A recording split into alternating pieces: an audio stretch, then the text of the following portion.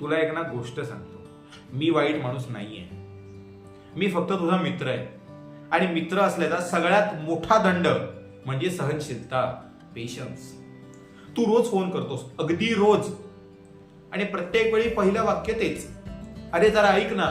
मी ऐकतो. अरे मी नेहमीच ऐकतो, कारण मला बोलायची संधीच नाहीये, मला तर ती मुभाच नाहीये.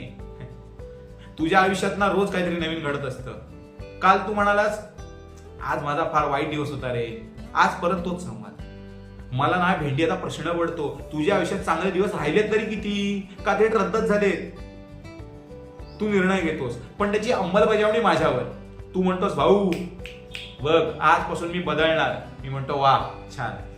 2 दिवसांनी परत फोन, अरे काल ते ठरवलं होतं ना. हा, मला माहित असतं तू ठरवतोस आणि विसरतोस. मी मात्र लक्षात ठेवतो, कारण मला आठवण करून द्यायची जबाबदारी असते.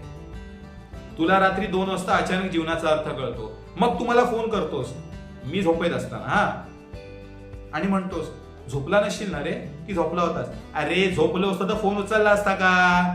आणि सल्ला मागण्याची तुझी जी पद्धत आहे ना, ती तर अप्रतिम. आहा. तू विचारतोस, तुला काय वाटतं? मी उत्तर देतो. तू म्हणतोस, नाही रे मला नाही तसं वाटत. मग विचारायचंय कशाला? तुझ्या प्रत्येक समस्येचं उत्तर जर एकच असेल, मीच बरोबर आहे, मलाच कळतं, मग माझी भूमिका काय?